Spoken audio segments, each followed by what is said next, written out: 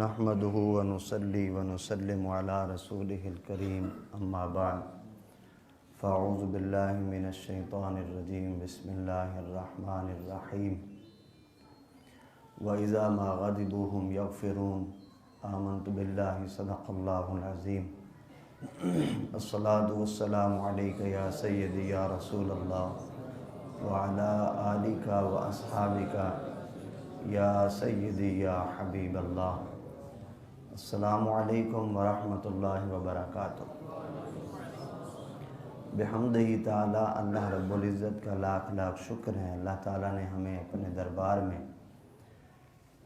دین سیکھنے سکھانے کا موقع عطا فرمایا۔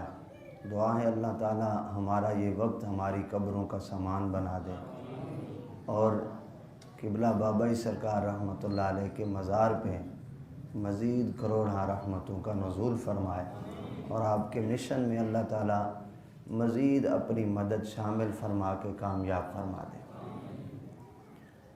حضرت سیدنا یوسف علیہ السلام آپ کے بھائیوں نے جب آپ نے اپنا خواب بیان کیا، انی رأیت احد عشر کوکبا والشمس والقمر رأیتهم لی ساجدین، کہ میں نے 11 ستارے، سورج اور چاند کو دیکھا کہ وہ مجھے سجدہ کر رہے ہیں۔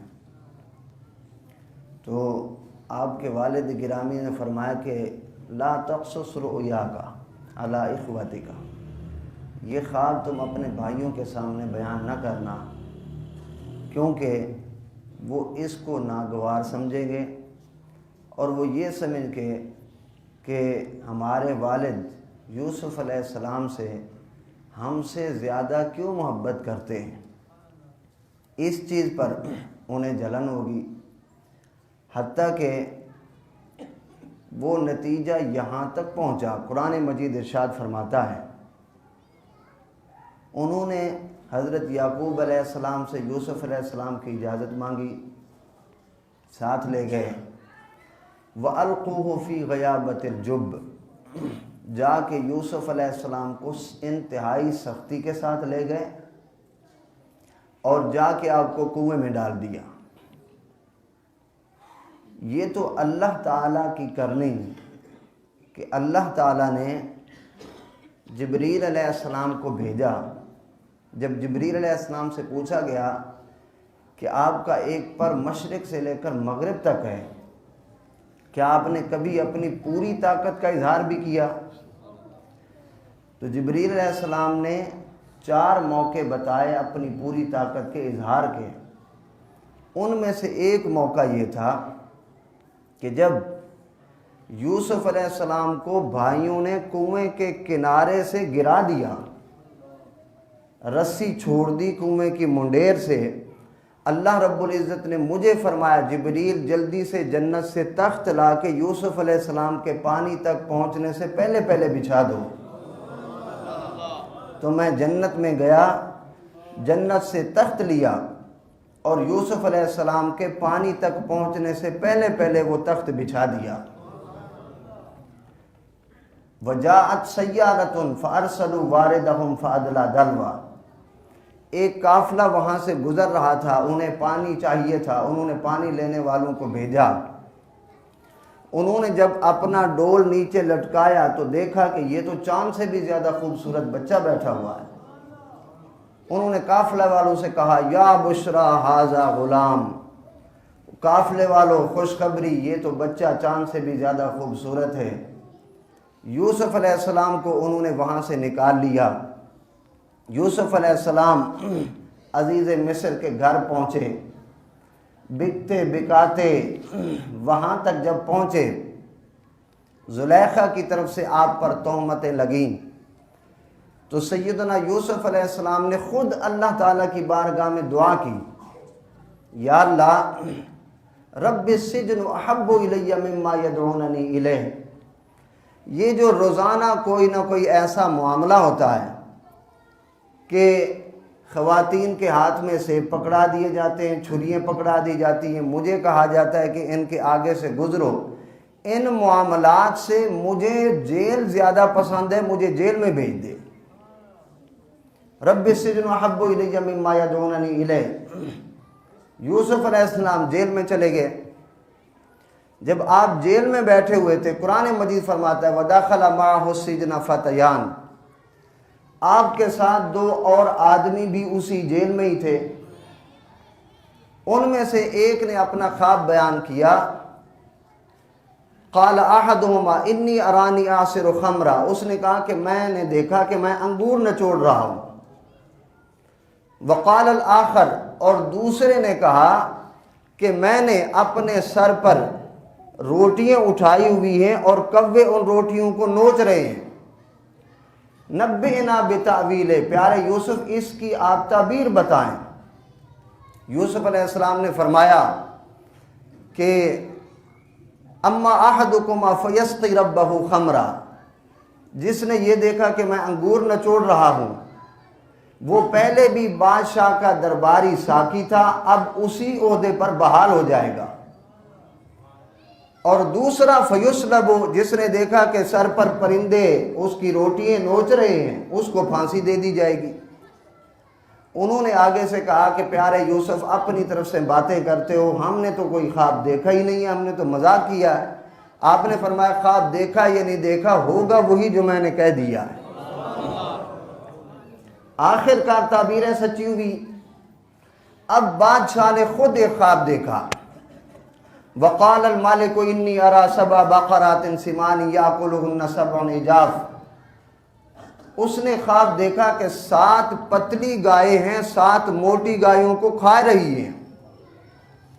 اس خواب کی تعبیر پوچھی تو درباریوں نے کہا کہ وہ جو جیل میں بیٹھا ہوا ہے نا، یوسف علیہ السلام کے بارے میں کہا کہ وہ جو جیل میں بیٹھے ہیں وہ جو تعبیر بتاتے ہیں وہ سچی ہوتی ہے، لہذا ان سے تعبیر پوچھی جائے۔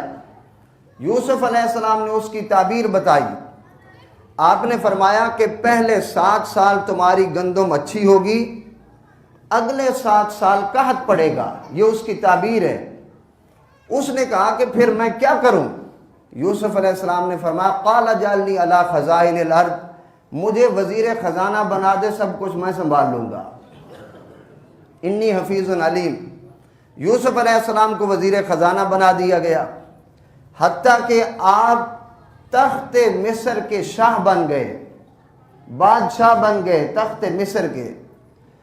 قرآن مجید ارشاد فرماتا ہے جب تخت مصر پر یوسف علیہ السلام بیٹھے، اب وہی بھائی جنہوں نے یوسف علیہ السلام کو کنویں میں ڈالا تھا، وہی لائن لگ کے کھڑے ہوئے ہیں، یوسف علیہ السلام سے گندم لینے کے لیے آئے ہوئے ہیں۔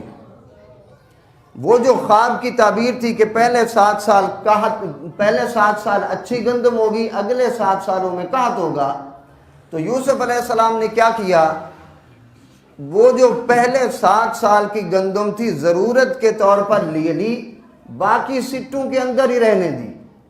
اگلے 7 سالوں میں جب یہ 7 کے علاقوں میں قحط تھا، یوسف علیہ السلام نے وہ جو گندم رکھی ہوئی تھی وہ نکالی، تو دور دور کے لوگ گندم لینے کے لیے وہاں پہ آئے۔ جب ان کے بھائیوں نے سنا کہ وہاں پر گندم دی جا رہی ہے، تقسیم ہو رہی ہے، تو وہی بھائی یوسف علیہ السلام کے سامنے آ کر اسی طرح لائن میں لگ کے کھڑے ہوئے، جنہوں نے کنویں میں آپ کو ڈالا تھا وہ گندم لینے کے لیے لائن لگے ہوئے تھے۔ یوسف علیہ السلام نے ان کو پہچان لیا کہ یہ میرے بھائی ہیں، انہوں نے نہ پہچانا۔ یوسف علیہ السلام نے انہیں گندم دے دی۔ جب ان کے اونٹ کجاوے ان کی بوریاں لاد کر وہ قافلہ جانے لگا آپ کے بھائیوں کا، تو آپ نے اپنے وزیروں سے فرمایا وقال لفتیانہ اجعلوا بضاعتهم فی رحالہم، فرمایا ان کی گندم جو لے کے جا رہے ہیں وہ بھی ان کو دے دو، ان کے پیسے بھی ان کو واپس کر دو، یہ میرے بھائی لگتے ہیں۔ اب پھر جب بھائیوں کو پتہ چلا، واپس جب دوسری مرتبہ پھر آئے وہی بھائیوں کو بھی پتہ چل گیا کہ یہ تو وہی یوسف علیہ السلام ہیں جن کو ہم نے کنویں میں ڈالا تھا، جن کے ساتھ ہم نے ہر طرح سے جتنا ہم سے ہو سکتا تھا وہ کیا تھا۔ اب بھائی نے شرمندہ ہونا تھا، تو حضرت یوسف علیہ السلام نے فرمایا میرے بھائیوں ان نزغ الشیطان بینی و بین اخوتی، شیطان نے تمہیں مجھ سے لڑا دیا تھا ورنہ تم تو مجھ سے محبت ہی کرتے تھے۔ مطلب کہ بھائیوں کو کوئی شرمندگی نہ ہو، بھائیوں کو میرے سامنے کوئی ندامت نہ ہو، اس انداز میں آپ نے اپنے بھائیوں کو معاف کیا اور بھائیوں کو کوئی ندامت اور شرمندگی بھی نہ ہونے دی۔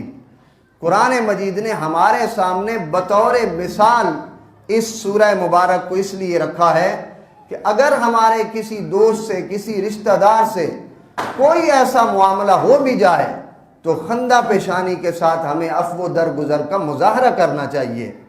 جس طرح ہم دیکھیں اگر کوئی بچہ اپنی والدہ کو غصے کے ساتھ، چھوٹا بچہ کوئی 8 ماہ کا 10 ماہ کا غصے کے ساتھ اپنی والدہ کو تھپڑ مار دے تو والدہ کیا کرتی ہے؟ بیٹے کا ہاتھ پکڑ کے اس کو چوم لیتی ہے۔ کیوں چوم لیتی ہے؟ اس کے دل میں بیٹے کی محبت ہے۔ اگر ہمارے دل میں اللہ کی مخلوق کی محبت آ جائے تو یقیناً ہم انتقام پہ نہیں بلکہ معافی پہ ہی اتریں گے۔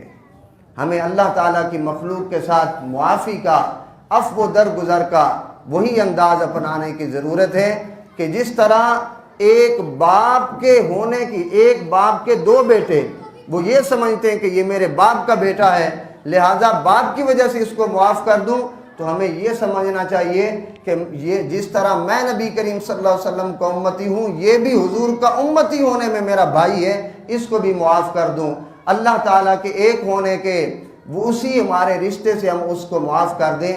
کئی رشتوں کے ساتھ ہم آپس میں ایک تسبیح میں جڑتے ہیں، اگر کسی سے کوئی بات ہو تو ہمیں برداشت کا رویہ اپنانا چاہیے، عفو درگزر کو اپنانا چاہیے۔ اللہ تعالی ہمیں توفیق نصیب فرمائے۔ وآخر دعوانا ان الحمد للہ رب العالمین۔ ماشاءاللہ۔